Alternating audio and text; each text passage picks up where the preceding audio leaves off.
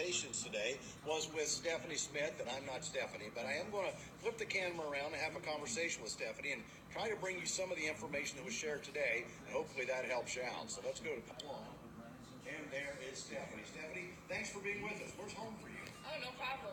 Home for me, our farm is in southern Michigan, Waldron, Michigan, very south central. What are you farming home? Corn, soybeans, wheat. We have a fair to finish hog operation, and then we have some fruit as well, about 10 acres of strawberries and a couple acres of raspberries. So is 360 your company, or do you work for 360? Sure. 360 Yield Center is a company out of Morton, Illinois. I'm the regional agronomist for this area, so everything Indiana, Michigan, and east, including Ohio, is the area that I provide agronomic insight for. I'm going to give you a couple of tough ones off the cuff then. Corn or beans for this year? Corn or beans. I like the rotation. Stick with it. Your soil microbes would be happy with you.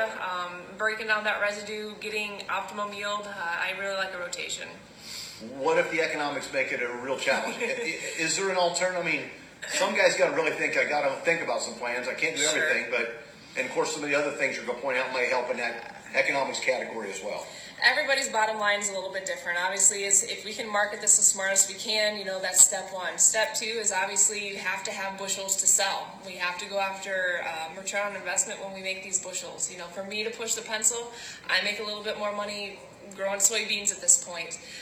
Who knows what the markets will be, and if I can market my corn correctly, we can bring that back more to center. All right, let's talk about the 360 program. What are you helping people accomplish with their current programs? Sure. So end of the day, it's about efficiency. And when we think about efficiency, we're focusing on nutrients. How can we time them? How can we place them better? How do we break down our residue to get our phosphorus, our potassium at the right time? Really focusing on nitrogen. When we think about our inputs, we need to be as efficient with them. And like we talk about, and like you do all the time, you have to have the bushels to sell. So it's not, I need to pull everything back because you're not going to get the yield. You just got to go about it a little bit smarter to get that yield. So break down timing. Are we talking spring versus fall? Are we talking prior planting? Are we talking during planting? Are we talking all of that? It's all of it, really. In season, when we think about our mobile nutrients, nitrogen and sulfur, a corn plant isn't using nitrogen put out in the fall. The corn plant really starts to pull up and use a lot of nitrogen come June, and then mainly in July and August when we go throughout grain fill. So if we think about it, if we're putting that nitrogen on in the fall, essentially we're just able to lose it because there's no plant to grow. So we think about nitrogen and sulfur in that way. If we can place our phosphorus a little bit more accurately, phosphorus does not move in the soil. So as close to the seed and the root system as we can be there, the more efficient with those pounds that we're going to be applying. As you take a look at what tools, technology, even the point of attachments, what should people be taking a look at? What's starting to make a difference that's you can take a current system and not go to extreme rebuild and still have a different ability with it? Yep. Whenever we think about fertilizer, we always use this term spoon feeding. When does the crop need it? So, any attachment out there we can make useful. Placing it in the row, right in that root system. 360 Yield Center has Y drop. We can time it. We can place it better in the crop, especially when we think about these mobile nutrients.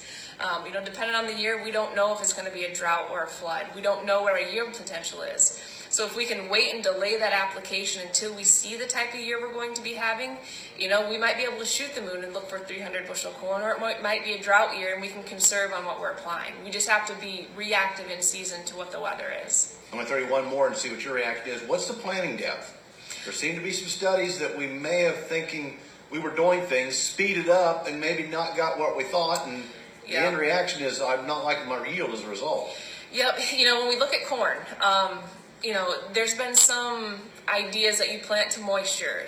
For me, I'm very consistent at 2 inches. That way when my seminal root system starts to grow out, I'm at a good anchor. I'm right where my fertility bands are, and that plant's off to a good start. If I'm any less shallow than 2 inches, we can really dry that small seedling and rootling out. At 2 inches, most of the time we're very safe with that. Soybeans, probably somewhere around an inch. Some guys are looking to sink them about 1.5 inches. To me, that's okay. Typically these varieties we have very good emergence. Typically we're using a seed treatment. Trying to get those to 1 inch and 1.5 inches on seeding depth on soybeans is kind of where I like to be. Back to that corn for a second. You check that depth at full speed that you plan to plant. As a result, not Yes, I dropped it sir. in the ground, went 3 feet, and looked at it. Yep, get off your headlands, get into the field, get up to full speed, get your system going, and then check. You know, it's every. I'm not saying to check it every pass, but check it often. You know, when you switch fields, you switch soil types. You know that planter depth is going to respond, and you know you only have one pass to do it right. So we need to make sure that we're very critical to where that planting depth is. Again, this is Stephanie Smith with 360 Yield. Website, if people want to look up some more of the things that we kind of went That'd through in a be hurry. great. Yeah, www.360yieldcenter.com. We're very active on Twitter, Facebook, YouTube, Periscope, so please feel free to check us out. And what's a good yield for you in Michigan on your farm? It's all relative, right? I don't know. We're from Ohio, and everybody's going to say whatever you say plus 10, so I just wondered. Oh, fair enough. You know, it's with the economics the way they are, you know, you just got to be over 200 for sure.